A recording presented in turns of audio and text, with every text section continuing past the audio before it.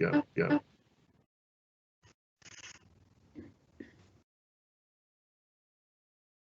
Hi, everybody. This is Dr. Gerber from Silver Hill Hospital. Thanks for tuning in right at 2 o'clock. We're going to give it just a few minutes in case people join us over the next couple minutes, and I don't want anybody to miss anything. So first, I'm going to introduce those of you who were very on time. I'm going to introduce you to Susannah Lewis from Silver Hill, who's here with me, and then I'll come back to me in just a second. And here is Susannah.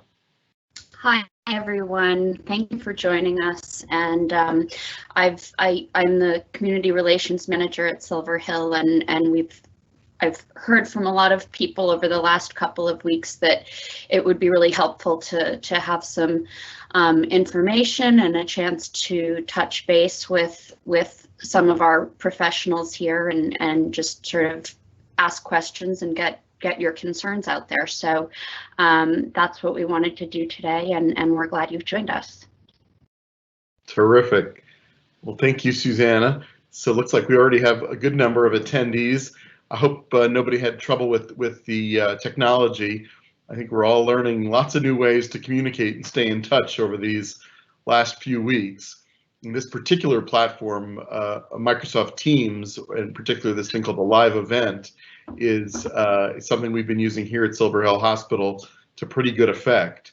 It used to be the one that was not as well known as Zoom, but then I think we've all heard the news reports about some of the issues with Zoom. So we're quite pleased with how things have been working out with Teams, and hopefully you didn't have any trouble tuning in today. The way it works is that Susannah and I are actually in separate locations because, like a lot of places here at Silver Hill Hospital, we require the use of masks when we're around other people. But we're both alone in our locations, so that means we don't have to wear masks the whole time, which I imagine would make it a little harder to understand us. How are things going where you are, Susannah? Well, everything's fine. I'm alone except for a couple of little dogs down here, so hopefully they don't decide to chime in too. Well, I think it's fortunate that we know that dogs and cats at least can't get coronavirus. We all heard about that sad story about a tiger in the Bronx Zoo who got it, but as I understand it, it is not spreadable to other kinds of felines. So those of you who have cats at home, and certainly dogs, are doing okay. All right. Well, as we're chatting here a little bit, I can see that a number of new people have joined us. So I think we'll get started today. And then my plan is that I'll talk to you for about 20 to 30 minutes or so. I have some things I want to share based on my experience as a mental health professional, as a psychiatrist, and a community member here. And I'll encourage Susannah to jump in as well with questions or thoughts. And then we'll open it up to all of you, because one of the great things about this Teams platform is that it has what's called the Q&A, meaning if you click the little question mark in the top right of your screen, it should be somewhere up there, a little window opens up on the side and allows you to type in a question. If you do so, only Susannah and I will see it. It doesn't go out to all the attendees of the meeting, but what it means is we can address the question live, and then as long as there's nothing identifiable or personal in it, we can click publish, which means the question then is visible to everybody who's logged in right now. So please do feel free to post questions. It's open right away, so you can post questions anytime you'd like, and comments are welcome too. And then after I finish the introduction, or Susannah and I finish speaking, then we'll start taking those questions, and we'll stay on for as long as it takes to answer your questions. So we have the hour set aside, but obviously we'll use the time as best works for you. Okay, So here we go. I'm going to reintroduce myself because a number of new people have joined, and Susannah, I'll ask you to do the same. My name is Andrew Gerber. I am a adult and child and adolescent psychiatrist, and I'm the president and medical director of Silver Hill Hospital in New Canaan, Connecticut. My areas of interest are the management of private psychiatric hospitals that provide a full continuum of care. That means all the way from outpatient, intensive outpatient programs, residential, as well as the more traditional inpatient psychiatric programs, all of which we offer here at Silver Hill. And I believe is a valuable service to all in our community, as well as everybody in the country. I also have a subspecialty in psychotherapy, and am a strong believer, although also a psychiatrist, and I do prescribe medications, but a strong believer that good treatment involves a range of modalities, including psychotherapy, and not just limited to other modalities as well. So I'm looking forward to chatting with you today about how COVID-19 is affecting all of us. It's obviously not something anybody had planned for, and we have, in the mental health community, we really learned along the way and applied the principles we know about healthy and happy living to the COVID crisis. But I welcome the chance to chat with all of you about what we have learned, what I have learned, and hoping it can be helpful to you as well. So with that said, let me ask Susannah to introduce herself as well, and then I'll come back to me and I'll speak some more. Susannah. So for those of you who have recently joined, I'm Susannah Lewis, and I'm the Community Relations Manager at Silver Hill. And we decided to sort of offer this town hall today in response to a lot of conversations that I've had with some of you who are probably on this call, and all of our community partners whom I'm in touch with regularly, who just really thought it would be helpful to have an opportunity to touch base with one of our medical staff and just hear more information about sort of the mental health aspects of this time for all of us, and ask some questions and express your concerns, and hopefully provide some useful information for everyone. Terrific. All right. Thanks, Susannah. And feel free to jump in at any point while I'm speaking. So let's start off with some of the basics, right? So it may sound obvious, but we might say, why is COVID-19 a mental health issue? Why is this something that mental health professionals such as myself are increasingly being asked about and are speaking about? And the perhaps obvious answer is because we are dealing with something that is the largest stressor in most people's lives at this time. We all deal with stress. Stress is something that's normal and known to all of us, but COVID-19 presents certain difficulties and stresses that we're not accustomed to. For example, the idea that there is a new virus, one that we don't know well and don't have experience with, not just in the lay population, but also in the medical population, causes a degree of alarm that is very understandable. One of the truisms about the human psyche is that we are actually remarkably adept at dealing with difficult things. When you think about the history of humanity and the wars and the famines, and for most of human history, the infectious diseases that were widespread, the high infant mortality rate, etc. It's amazing sometimes to think about how much human beings have been through and still able to carry on and raise their families and enjoy life. But the thing we have learned is that human beings are good when there are known difficulties. What human beings have much more difficulty with is uncertainty. If you can plan for something, or if something has happened that is now done and you can then grieve or accept, it's one matter. But if something is uncertain in that you don't know what tomorrow will bring, or next week, or the week after, it provides a level of stress that really exceeds all the other stresses that we know about. And I don't have to tell any of you that that has been the situation with COVID-19 pretty much from the start. That although there have been predictions, there's a wide range of models, a wide range of ideas. Some people saying it's going to be over soon. Some say it will go on for years. Most people somewhere in the middle. Some people talking about how we are underprepared. Some people even sometimes, believe it or not, saying that we're overprepared or overreacting. And the challenge to take that range of ideas and still find a way to cope with them together is really an extraordinary one. So that's to my mind a major and important aspect of this that we need to take into consideration. A second one is that it's not a stressor of just one dimension. If it was only narrowly, for example, about a danger to our health, that would be one thing, difficult, but at least a single dimension.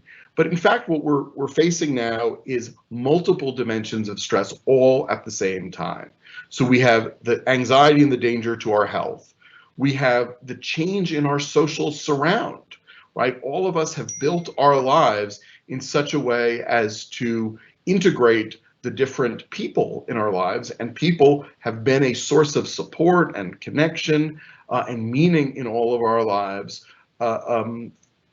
since we were born. And suddenly we're in this unusual situation of being told not to interact with many of our loved ones, whether it be grandparents or parents or even children. We don't have the social opportunities that we are so accustomed to relying on in terms of work and school and play.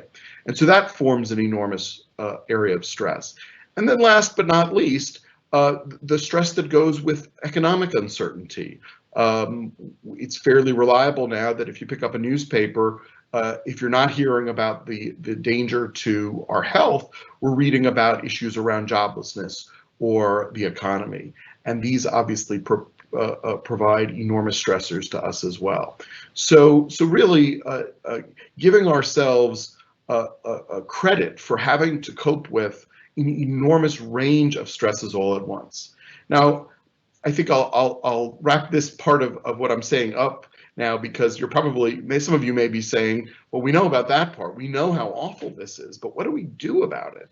And I'll just say that the reason I did want to start that way is because the very first thing I think we all need to do is give ourselves some credit and give ourselves the understanding, and it may sound sometimes silly to be willing to be empathetic towards yourself, that what we are dealing with is truly unusual.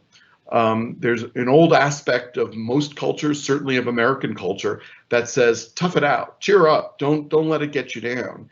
And while that has certain advantages at times, it has to be counterbalanced with that other message that says, what we're dealing with here is enormously serious, and to be adversely affected by it in various ways is very much human and not a sign of weakness or a sign necessarily of pathology. Okay, so let me move on now and talk a little bit about where this interacts with mental health issues. So the first thing I want to say about that is that we have built a culture around understanding mental illnesses as disorders, sometimes even diseases. And there is some value to that. There is some value in naming depression as a disorder, anxiety as a disorder, psychosis or autism spectrum or PTSD as disorders, because it enables us to describe something efficiently and register that this is a problem that other people face. So we use it commonly in the mental health field, but we also use it commonly in just common parlance. We say to somebody, he's suffering or she's suffering from depression or anxiety, etc.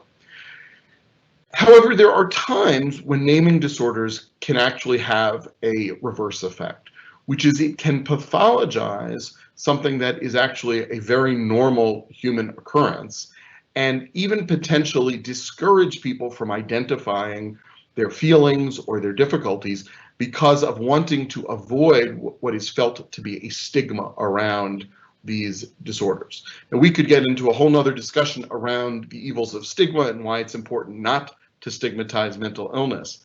But for now, what I mean to say by all of this is, it's very important for us as mental health professionals, but also for all of you, I would argue, to depathologize the difficulties that we're going through right now. Those of you who are feeling anxious or depressed, those of you who have thought of some of what we're going through even to have traumatic aspects, and we can come back to that in a few minutes, that doesn't mean that you have a disorder or a disease. That means you're suffering from a very normal human reaction to truly an extraordinary time. And I encourage you, even when speaking to each other, to keep that in mind, because I think it will help people correctly identify their symptoms. Now, that doesn't mean that there aren't extra dangers for those who come to this disorder with a history of difficulties, right? We know that anxiety and depression and PTSD and other psychiatric disorders are very common in our population. By the common statistics we use today, roughly 1 out of every 5 individuals has some form of a mental disorder, at least by conventional standards, within the space of a year. That's a lot. And what it means is there's an awful lot of people out there suffering. And if somebody isn't suffering acutely, or they didn't start off last month or so when COVID came on the scene as suffering, they're certainly at higher risk for COVID stimulating those problems. That doesn't mean to say that, oh, they're going back exactly to what they were. They're suffering in a way that is quite specific to this pandemic that we're facing. But I would say that those of you who have had psychiatric diagnoses or have thought of yourselves or any of your loved ones as having psychiatric difficulties should certainly take into consideration that this is an added stressor, an added risk for having difficulties. And when at last the isolation is over and the pandemic has passed, we are also going to be thinking in terms of the difficulties brought about by the disorders, whether you had it before or not.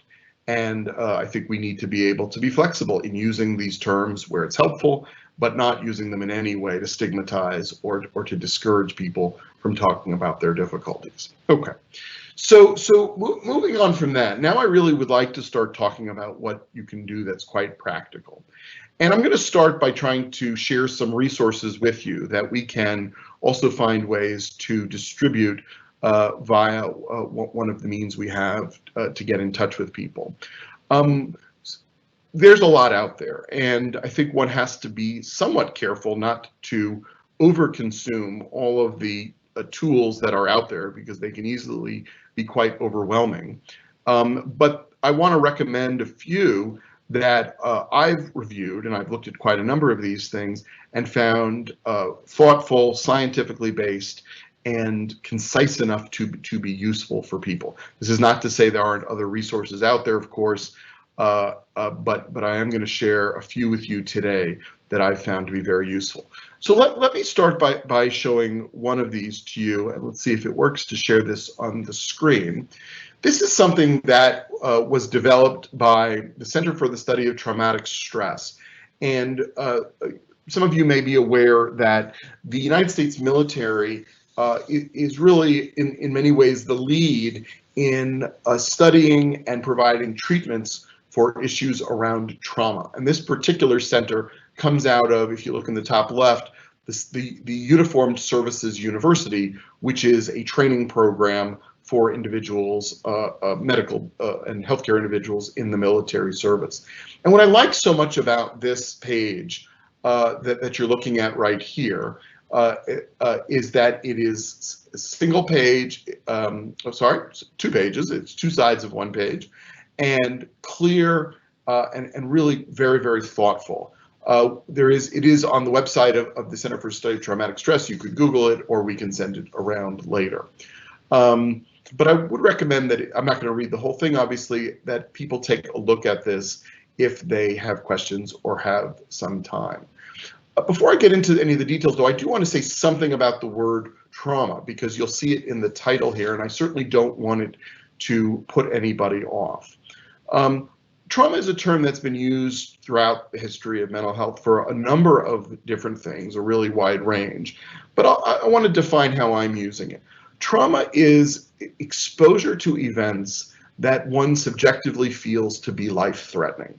And we know from a wide range of research on trauma, whether that be during wartime, whether that be during experiences of violence by a stranger, violence within one's own home, or any other kind of very life-threatening situation, is that not everybody, but a fairly large percentage of individuals who are threatened with losing their lives have a change in their mental status. In other words, they become fearful in a way that even after they're safe is hard to calm down. And we know quite a bit about the underlying biology and neurobiology of why our brains and our bodies have adapted to this. And it has some survival benefit, but yet it can also cause enormous psychological distress if not treated well.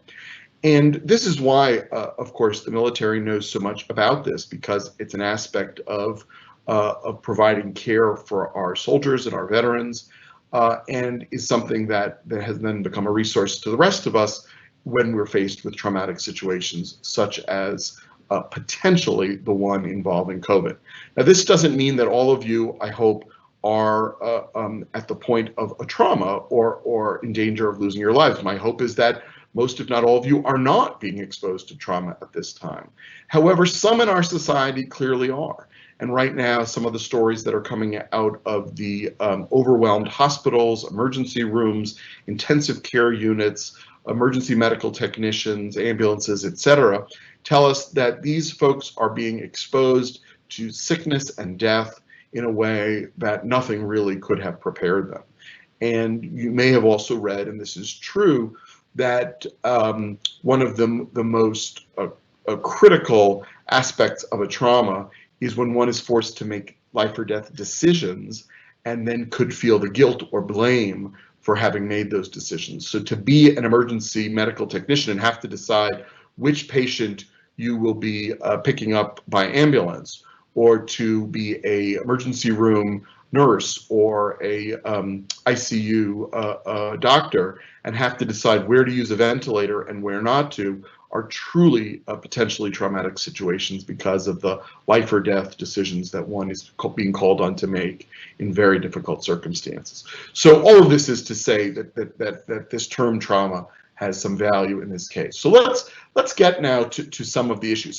So the first thing I do want to say is that good information is important. And I do want to note that not just the CSTS, but the CDC website and the American Red Cross website are truly excellent sources of information. I don't suggest you spend all day reading these things, but I do suggest you read some good information and do your best to stay away from information that is not as reliable. So with that said, what are some of these good sources of information telling us? They're telling us that there's a number of ways in which, despite all the disruption that's going on, we can try to keep our own lives in as much order and as healthy as possible. So let me share some of those ideas with you. Some, again, may be obvious and things you're already doing, but some are just the sort of thing that one might not think of. So let's start with that very first one. I told you it's good to stay informed, but it's also very important not to overwhelm yourself with information all the time. In the day and age we live with constant access to the internet or cable news or even the radio, one could easily spend the entire day reading about and hearing about terrible things. And we know very clearly from a range of research that this is detrimental. It does not add to your coping. In fact, it subtracts from it. So I would highly recommend for you, as well as for your family, to set a limit around your intake of whether it's social media or news that is related to these very sad situations. It might be an hour a day, maybe at most it might be 2 hours a day if it's spread out at different parts, but certainly no more than that. Because there is a real danger that one can become so overwhelmed, even if you're not aware of it, and that this can happen not just to you, but to your partner, to your children, to your parents, and I would recommend staying away from that constant information flow as much as possible. It may seem in the moment like it's helpful to know what the latest count is in Connecticut or in the United States or in Italy, but it's not. It actually can be quite detrimental. A second principle that you'll see, I think, goes along with this is, as much as possible, try to stick to a daily routine that you're familiar with. I know your daily routines have been disrupted, everybody's have, but that doesn't mean you can't salvage some aspects of that daily routine and then continue to stick to it. So that may mean the time you wake up in the morning, the time you go to sleep at night, the time you eat meals, the time you watch TV, the time you read a book, if you are working or working from home, the time you go to work. We know it's very helpful to the human body as well as the mind to stick to that routine as much as you can. Moving on to a third item. It's become a truism amongst us that we are practicing this thing called social distancing, that is separating physically from one another. But many of us feel that that was an unfortunate choice of words, social distancing, because it sounds like what it means is you shouldn't be socializing, you shouldn't be around other people. And truly what the intention was, and the term I much prefer, is physical distancing. Because yes, we should be careful not to be in physical proximity to other people, because it increases the risk of spreading the virus and ultimately leads to an overwhelming of the healthcare system. We want to flatten the curve by physically staying apart. But in contrast to physical distance, many of us would argue that this is a time where social connection is more important than ever. Now, we can't do it the way we might usually do it by being in physical proximity, but thankfully we can do it through a range of other sources. We can talk on the phone. We can use video conferencing like Skype or Zoom or Teams.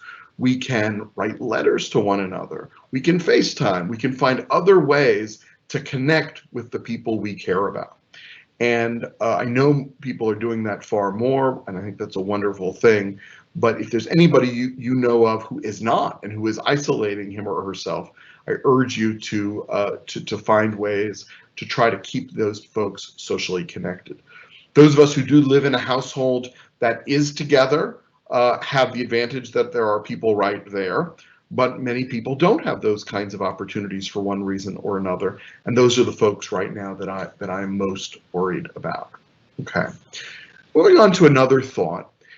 We know from in some ways thousands of years of discussion and certainly more recent research that there are ways to relax our minds and our bodies that can be quite efficient. So for example, meditation, which is a practice that is increasingly popular, even though it goes back thousands of years, is a very helpful way to bring about relaxation. It's not the only form of relaxation. Many folks use other activities and other ways to calm their minds and their bodies. A crucial aspect of taking care of our bodies is physical exercise. We know that it is probably the most powerful antidepressant and anti-anxiety agent known. And of course, it can be difficult if what you're used to do is going to the gym and the gym is closed, or if what you're used to do is some kind of an in-person group activity.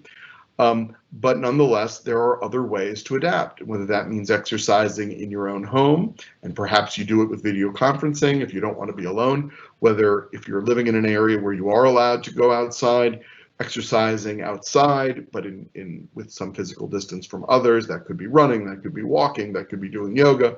There's so many different ways to exercise your body, and we know very clearly that that's going to have positive effects on your mind as well. For those of you who have children, we know that children are both much more resilient than adults in certain ways. They're quite adaptable, actually, but they're also more vulnerable in certain ways. And what children rely on more than anything is a predictable environment and the presence of adults in their household who indicate to them in one way or another that things are going to be okay. It's one thing to say that, and as adults, that's certainly part of our job with children, is to is to tell them things are going to be fine, not lie to them, but to express an optimism and a confidence in the future. But it's not just saying it, it's also showing them. Children are incredibly astute observers at all ages, and this goes down to the very youngest children, that we want to demonstrate to them that we're taking care of ourselves and that we feel optimistic about the future. Last thing I want to say about good modeling behaviors for children, as well as an important aspect of physical health, is taking care of hygiene right now. We have certainly heard that washing our hands, avoiding touching our faces, which you'll notice for me is hard to do. I sometimes forget and do it anyway. Using hand sanitizers, as well as other means for staying as healthy as possible, sneezing into one's elbow, etc., are very important. And even though you're at home, even though you may not be going into work, attending to hygiene is crucial for all of us. Okay. So from there, I want to move on to just one more area before I wrap up and then open it up for your questions. And what I want to speak to you now is actually some general principles of social interaction that we as healthcare professionals talk about amongst ourselves, but actually apply to everybody. And this comes from another handout, which I won't show you right now, but it's from that same Center for Study of Traumatic Stress and available online, or we can send it around. And that is that when we are under stress, there are all sorts of ways that we may react without thinking that end up being a negative for ourselves and for others. So for example, one area of that is a sort of conviction we have to work all the time, right? Most of us grew up in a culture that says you can do anything with hard work. And sure, hard work has a lot of advantages, but it also has some negative consequences. We need to be taking care of ourselves by taking breaks. We need to be sleeping well. It doesn't matter how much you have to do and how many people you have to take care of. But if you're not sleeping well, you're damaging your own health and mental health as well as those around you. So making sure that you get sleep, taking breaks regularly is very important. Connect with your colleagues and connect with your loved ones. But when you're doing so, be very alert to the ways in which stress can play out. You may find yourself more irritable. You may find yourself more likely to get frustrated or angry with others. Understandable, given how much stress is on you. But now's the time to be aware of that, to stop yourself if you can, and if you do, and it happens to all of us at times, find a way to make a repair, apologize, talk to somebody about what's going on. Another thing I want to mention about that is the notion of difference. At times of stress, it's very easy for us to make the assumption that we're all the same and that what is good for me is the same as what's good for you. And if somebody is not following some sort of set of recommendations that I follow, that somehow they're wrong. And you have to remember that human beings, although similar in many respects, are also quite different from one another. And you have to be able to respect that difference and think about it even more now than before, given all the stress we're under and the physical proximity we're in.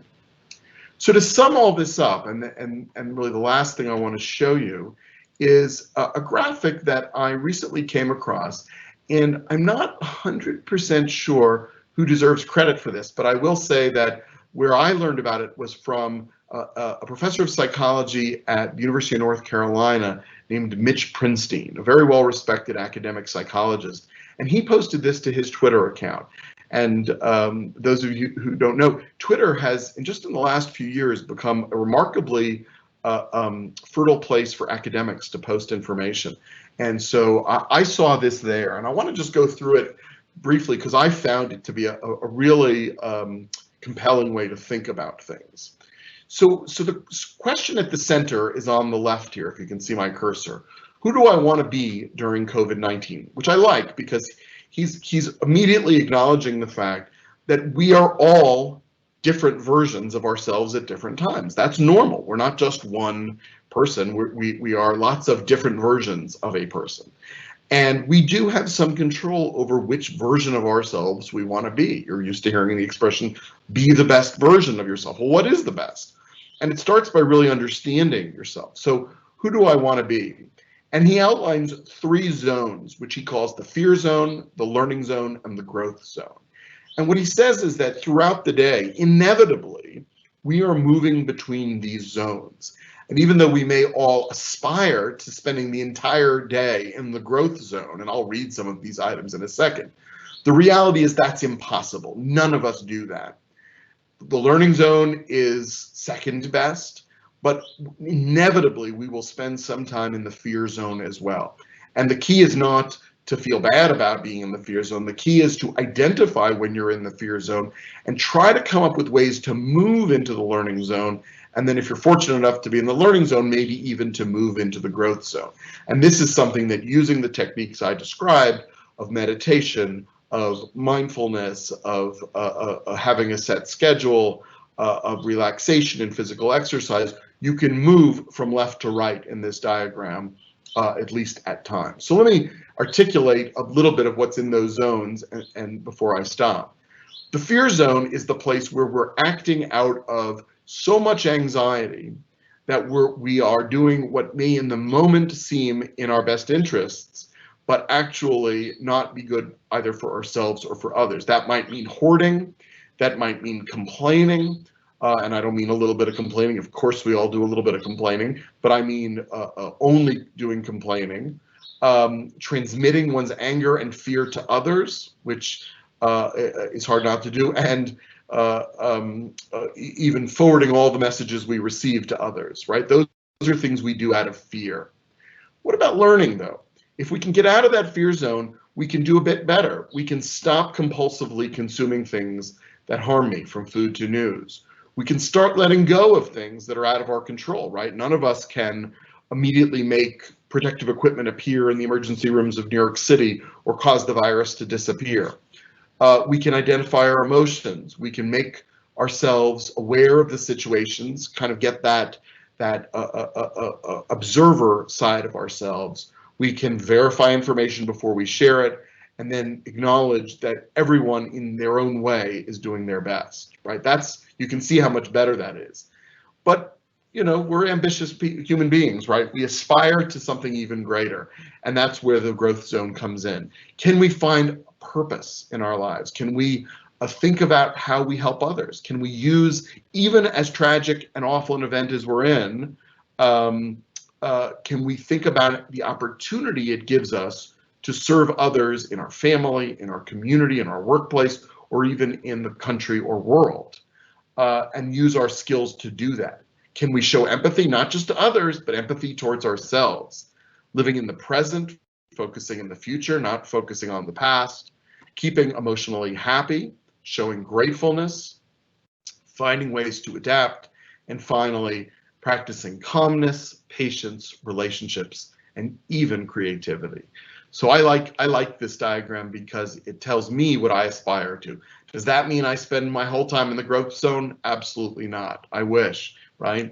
I, like everybody else, spend some of my time here, do my best to move here, and then when I'm on my game and I have the support of others around me, and things are going well, I have a chance to spend some time here as well. And for that, I am grateful. So on that note, I am going to stop there.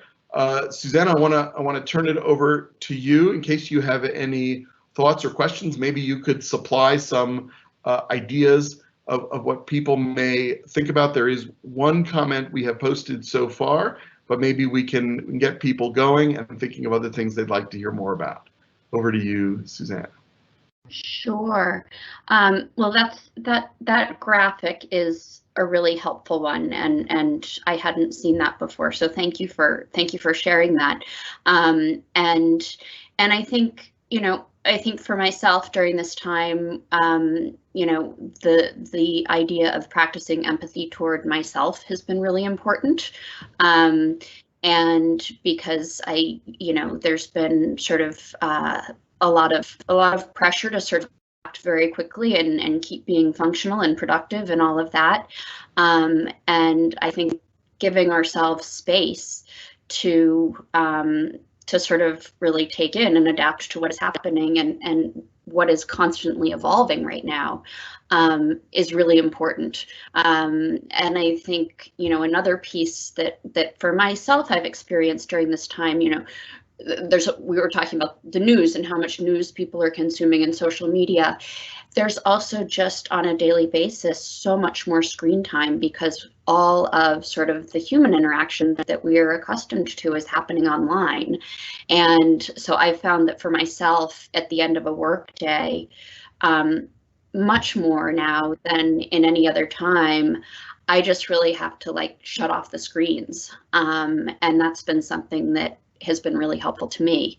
So those are a couple of things that have been, that in my own experience of the last several weeks have I've noticed that I need and that are helpful to me. And I'm curious to hear other people's as well. Great, thanks, Susannah. So I'm going to read a comment. I did publish it, so you should be able to see it, but we got a very nice comment. Love the graphic about who do I want to be during COVID. I'll put it up again so you can see it. This person saw it posted by Facebook friends last night, so hopefully it's making the rounds. This person saying, I started out on the left and I'm moving forward to the right. Hope to stay in the growth zone more often. After this talk, I'm going to take an online yoga class. Thank you. Well, good for you. That sounds exactly right. And thank you for your thoughtful comment. So we are open to other questions or thoughts. I'm interested to hear, you know, who's out there and what folks are doing. If they've identified some ways that they have found for staying healthy and coping with this crisis. Please do share with us. You know, I think we all wish that we had a crystal ball and could say when things are going to start to get better. When we heard from some sources that the next couple weeks would be the peak, you know, there was the pit in my stomach of hearing things are about to get really bad, but there was also some hope that means after a peak there's a decline, and meaning things might actually start to be a light at the end of the tunnel. So I'm really hoping that we start to see that. I imagine most of you are here in Fairfield County or in Connecticut, where we have been hit pretty hard. Not quite as bad as New York City yet, but certainly worse than other places in Connecticut and worse than other places in the country. So you know, I'm certainly hoping that we're getting to the peak and things are about to start to get better. So here's a really interesting question that just popped up. Thank you. What is the best way to try to calm down others rather than just irritating them? It's a great question. Well, let me start with what sometimes is all of our urge to do that doesn't work. And I imagine most of you have figured this out the way I have, the hard way, which is it doesn't help to tell people calm down because in general, when people are told to calm down, they feel blamed. They feel pathologized. They feel the implication of being told, calm down already, is there's something wrong with you and you're doing something wrong. And people often respond to that defensively, either justifying why they're feeling that way or counterattack and then blame the other person. So I would say that the thing most to avoid is a kind of negative attribution of the person who is not feeling good. The way that helps me to think of emotions in some ways is to think of them in some ways as partially contagious, and not to confuse it with the contagion we mean with a virus. But when somebody, particularly with a negative emotion, expresses it to me, the very first thing that happens to me is I feel the negative emotion that they're feeling. So if somebody comes to me and is sad, the first thing that happens before I even know it, I feel sad. If they feel anxious, the first thing I feel is anxious. And if they feel agitated or angry, the first thing I feel is agitated or angry. So the danger is that if one doesn't process that and just acts or behaves based on what you feel, is to go right back at them. So if somebody comes to me and is anxious and upset, that I then act in that way to them. And that's sure to make things feel worse. So what I would always recommend is the very first thing to do is to be aware of how that person's making you feel. Accept it. Don't blame yourself for it, right? It's normal to feel anxious if somebody's coming to you with their anxiety. But then rather than act on it, take a beat. Sometimes it even makes sense to count to 10, walk out of the room, decide you're not going to respond right away and think, okay, it's not going to help for me to feel the same as them. How can I understand what they're coming to me with in a way that I could, when I feed it back to them, is actually useful? And that almost always means toning the emotion down. It doesn't mean the opposite, because if somebody comes and says they're sad and I say, you shouldn't be sad, you should be happy, that also doesn't feel very empathetic. If they come to me and they're angry and I laugh, that doesn't feel very empathetic. But if I say, I get it, I understand why you're anxious, or I understand why you're sad or angry. Let me tell you a little bit about how I understand that for myself, right? You use I statements, you don't attribute to other people. You say, I understand you're feeling anxious because, I too feel anxious about the fact that we don't know that this virus is going to end, within the next week or two. But then you can add to it. You could say, however, I've found some ways that make me feel better. Doing online yoga, looking at a graphic, distracting myself, taking breaks from media. And then what you're not doing is you're not telling them how to solve their problem, which may or may not be useful for them, but you're sharing an experience of your own. And does that always immediately calm people down? Of course not. But it is more helpful and it's more likely to calm people down than just putting it right back on them. And often, even if it doesn't work right away, it's the kind of modeling behavior that over time can be very useful to people. So that's what I would encourage you to do if people come to you with anxiety. So let me go on to the next question. I'm just publishing it. I will read it. Definitely keeping with the routine. This looks like more like a comment. With the routine as much as I can has been helpful. Being kind to myself and know that I can only do what I'm capable of at certain times, allowing myself to feel and identify my emotions. I think that's exactly right. It's very, very well said. That sounds like you are very much in the learning zone and in the growth zone. So I think that kind of self-acceptance, that kind of self-empathy is exactly what we're talking about. And thank you for sharing that comment. Next question. I'm hearing that frontline healthcare workers should be anticipating PTSD. Do you have thoughts on that? So this is an extremely timely and thoughtful question. Most of you probably are aware, but PTSD stands for post-traumatic stress disorder. And we have known really for centuries, but that term is more since World War II, that individuals exposed to trauma have a much higher risk, not everybody, but much higher risk of having this syndrome called post-traumatic stress disorder, which involves a whole host of negative symptoms, including heightened arousability, fear, nightmares, inability to sleep, and a predisposition to depression and anxiety and other negative behaviors, including, for example, substance abuse, which is a not uncommon sequelae of PTSD, unfortunately. So you're absolutely right. And it's one of the things that is concerning us in the mental health world a lot right now, because we know from other stressful events in time, whether they be wars, whether they be pandemics, or natural disasters like earthquakes, that the rates of PTSD, not immediately because it takes time to develop them, but after it's over, go up dramatically, and they have all sorts of very negative consequences.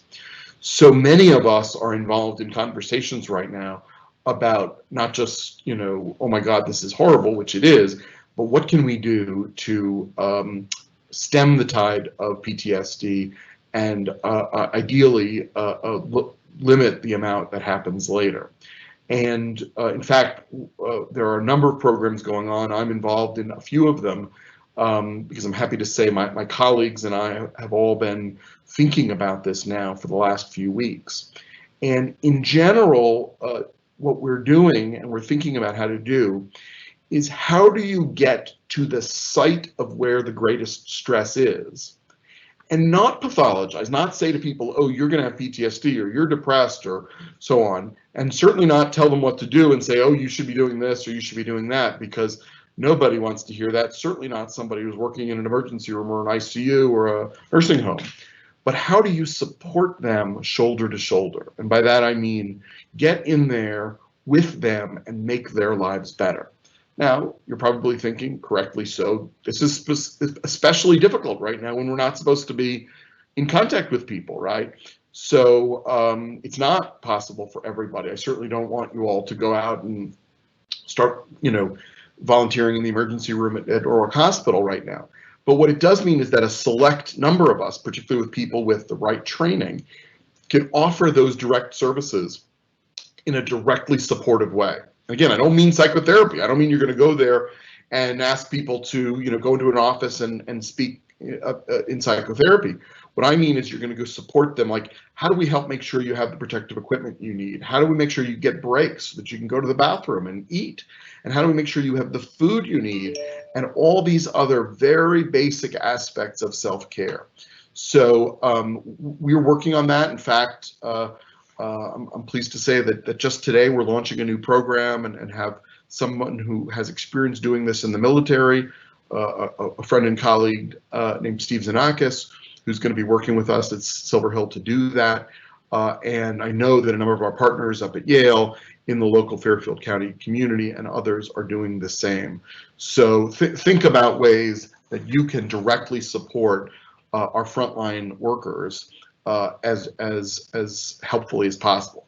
Now, despite everything we do anticipate an increase in PTSD in the months and years ahead. And that means we have to get those services in place right away so that they're ready. And the other thing we're doing is starting to plan for a month or 2 months or 6 months from now when folks are going to be presenting to various places with those needs.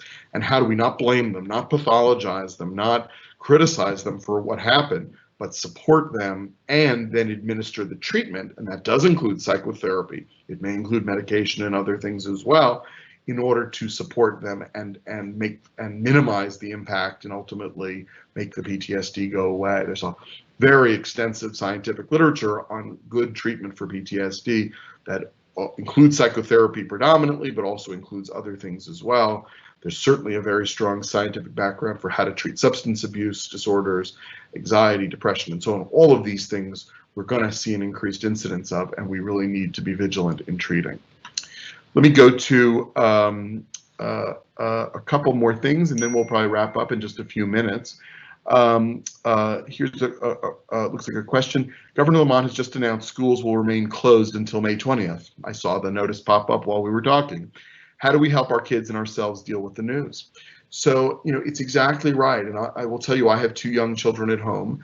And, in the early days, we kind of, my wife and I joked with them, oh, you must be pleased that school is closed. And I was met with blank stares that no, they're not pleased, because school is their social environment. And even, yes, school may be stressful in times if you have an exam or you're busy all day, but it's also what they know. And to be pulled out of the regularity of school is difficult. So you're quite right that the announcement that they're going to be closed in Connecticut till May 20th it is by most kids going to be a further stressor. And our job as adults very much is to help them deal with that. And the term I typically use is metabolize it. And by that I mean our job is to take in the news, not just to dump it on them, just the same way we wouldn't expect them to watch horrible things on the TV news every night.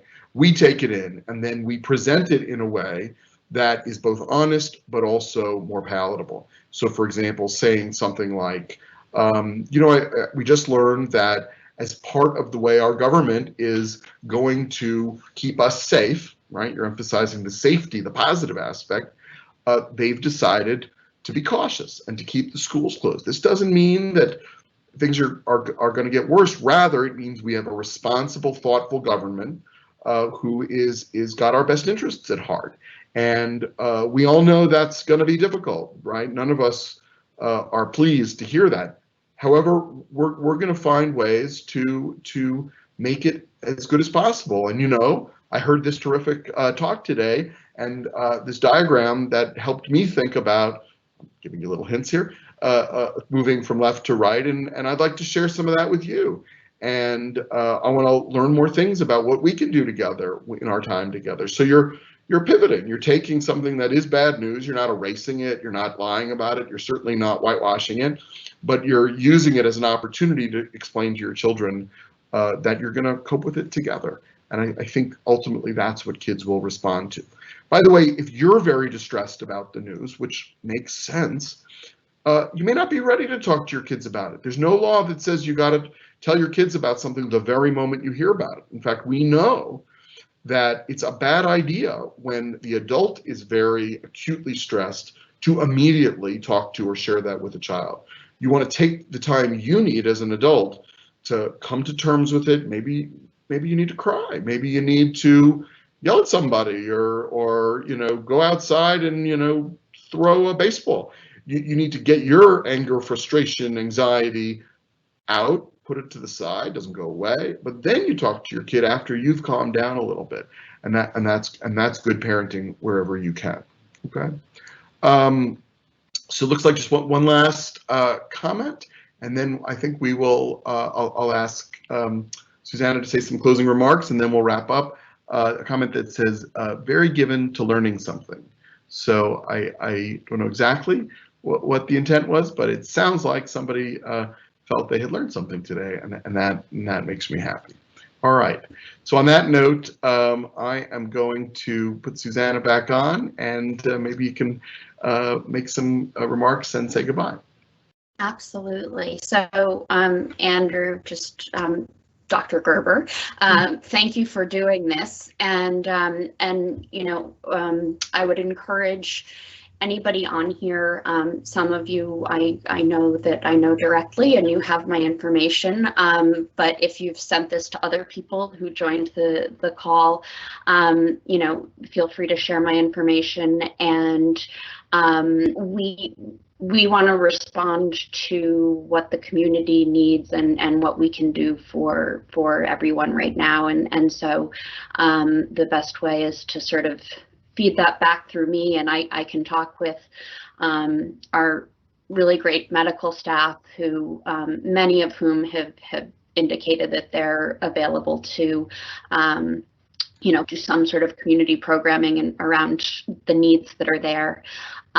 So just let me hear that. And then also, I think one thing that might be helpful is that I will work with Dr. Gerber to, you know, this graphic that's on the screen now, and some of the websites he mentioned and that kind of thing, to put together a document that I will send out to everyone I sent the invitation for this to, and then that can make its way around as well, and you'll be able to refer back to some of the great content here. So thank you for joining us. Great. Well, thank you, Susannah, for hosting and for making this event possible. It's really an honor for me to have a chance to chat with you. I hope those of you who were able to join and to ask questions got something out of this. This is a hard time. There's no way around it. And the one thing I know is that by coming together and helping each other, supporting one another, sharing our different expertise, and we all have different expertise, we not only get through it, but we learn from each other, and we can come out stronger than we were before. We at Silver Hill Hospital, obviously, this is what we do. We're very focused on keeping our patients and our staff safe right now. We have maintained our treatment almost entirely in this time with taking obvious precautions. If you or someone you know or a loved one could benefit from our services, please don't hesitate to reach out to Susannah or to myself. go to our website, call us, whatever. And if you know somebody who's a frontline worker, or you are worried about anybody who is suffering not just from COVID, but from anything, please let us know how we can help, because that's what we come to work every day to do, and that's what Silver Hill really stands for. So on that note, I thank you for joining us. Stay safe, hang in there, and I hope to see you under better circumstances. Bye-bye.